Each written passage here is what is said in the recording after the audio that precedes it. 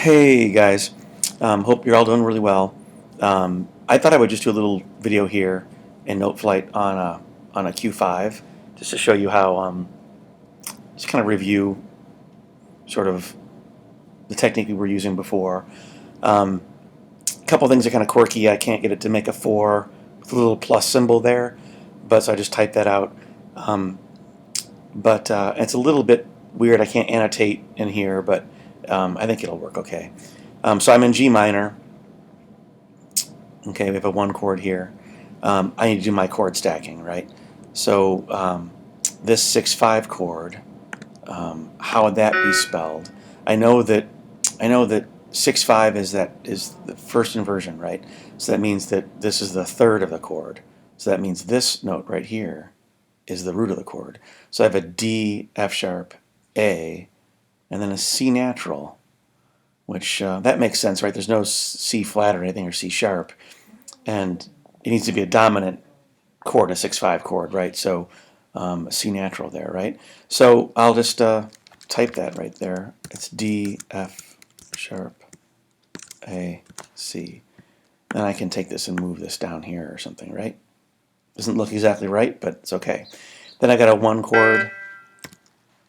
That's G, B flat, D, right? And actually put it down there for me. It's kind of cool. I can take it and move it over a little bit more, right?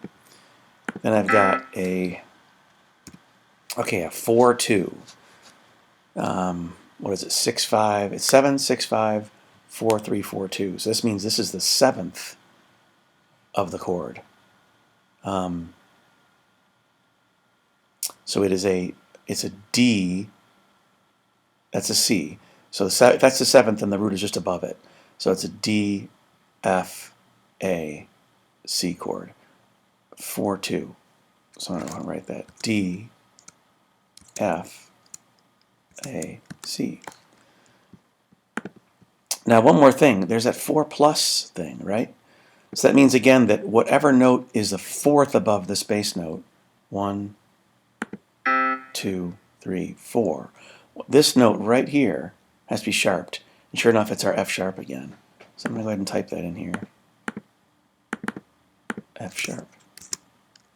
Okay. Then I've got this is a first inversion triad. It means that's the third, so it's actually a G, B flat, D chord with a D in the bass, right? Or B flat in the bass, I'm sorry. And then this is a 6/5 chord, so that's a second inversion,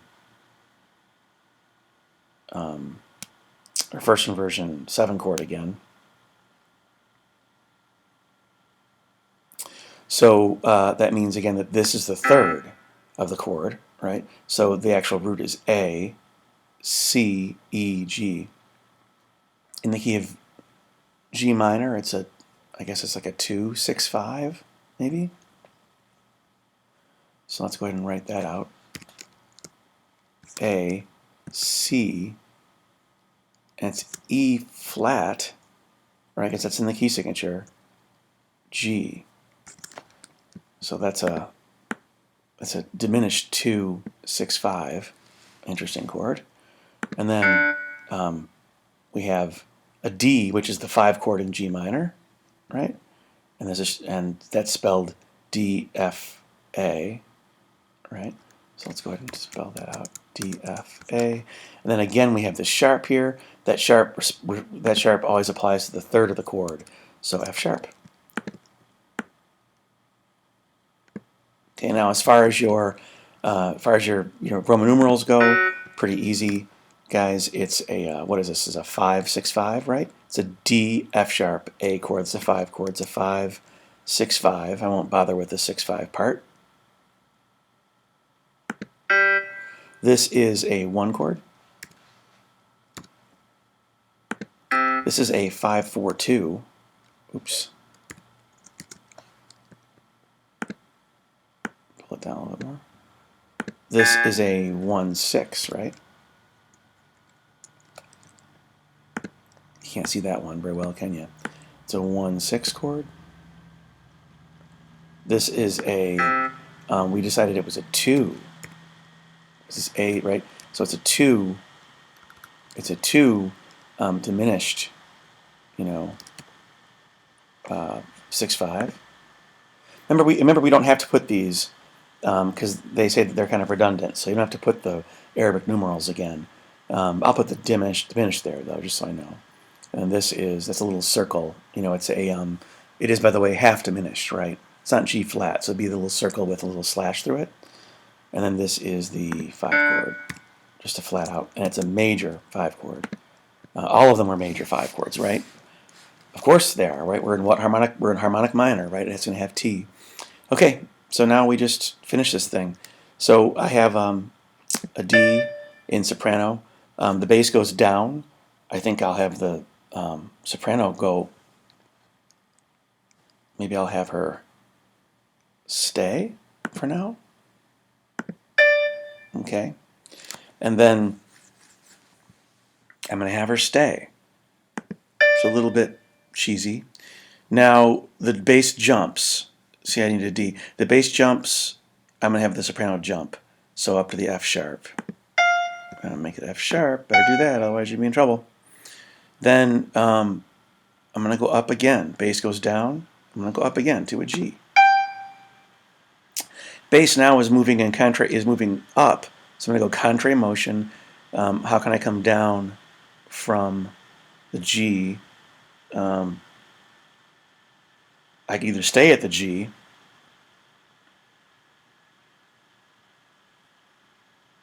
and come down to the F sharp here, or I could go to the E flat, but that's like a G to E flat is a major descending major third. That's not too bad. That might kind of sound nice. And I'd be on a D in the soprano. I'm gonna pick. Let's just try it. Let's go E flat, and then I'm gonna come down to the D. So I have the doubled root, which is nice. Okay, I have a half note. Cool. All right. Then I'm gonna add. I'm not gonna make the stems right because it takes more time. Now I'm gonna check this now for parallels. Do I have anything? You know, I did contrary motion most of the time. Look at the 7. Do I have any 7s of 7 chords in the soprano that need to resolve a certain way? Or resolutions. You know, you have to check for both things. 7s of 7 chords need to resolve down. This G, this C, this C. And then leading tones need to resolve correctly. The F sharp here, which is the leading tone in G minor, resolved correctly. My F sharp, hey, look at that, it resolved correctly. So I'm okay. I'm going to say that my soprano line is perfect. All right.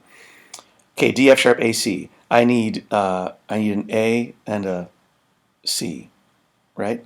So I'm going to put the A in the alto, and I'm going to put the C natural in the tenor.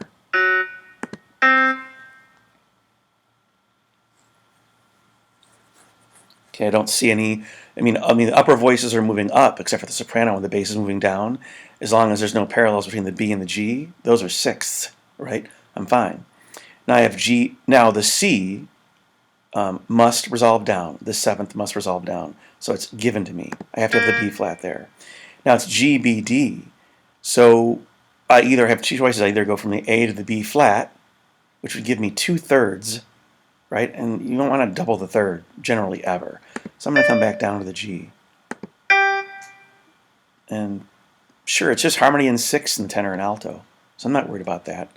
Now I've got D, F sharp, A, C. I have a, I need a and a D.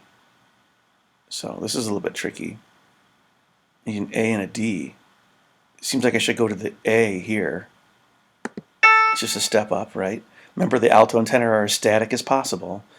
The D and the tenor now, I got to jump for the tenor, unfortunately, so to get it, so I better just do it. It's only a jump of a third. Tenors can do that. It's totally in their range. And I think it's fine. Don't forget, of course, any 7 chord that is inverted, right? Like these 4 2s and 6 5s, they must be complete, right? So then I have a 1 6. I need G, B flat, D. I have a G and a B flat. I need a D. You know, always leave the notes. If you got a D in a tenor, have them sing it again. It makes it really static and it's really easy for them to sing. I'm going to double the G, I think. gives me an octave in the soprano alto. That's okay.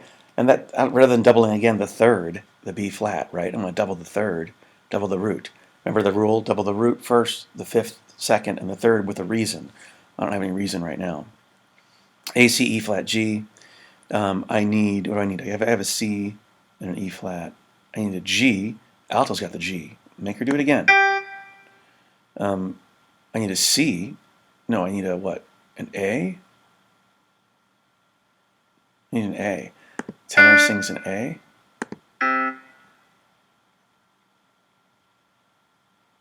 Or the alto could go to the A, and tenor would go to the G. It's even worse for the tenors. So I'm going to go A. Not very static for the tenor, but D, F sharp, A. I'm going to let the tenor sing the A. And then I need an F sharp. And of course, the seventh of this chord needs to resolve down anyways, the G. So I have to put the F sharp in the, and that should sound bad to you. So I'll make it an F sharp. Get rid of this bar. Okay, I don't see anything parallel in here. You can check around for it, but I mean, there's lots of contrary motion. Anytime there's parallel motion, it's in sixths, like this.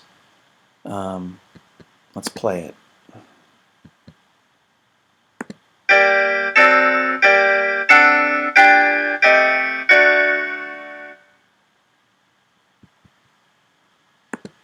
Yeah, this sounded awfully strange, this chord here. I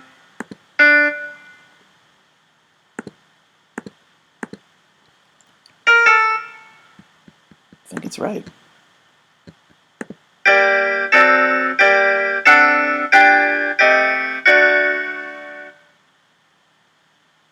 Not bad.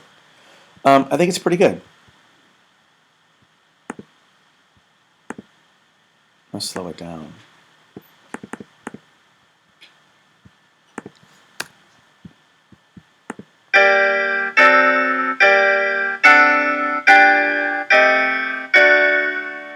Yeah, hear that crunchiness of these chords. Yeah, that's good. That's just hopefully to help you guys out a little bit. It's not perfect, but I think this would get a really high score.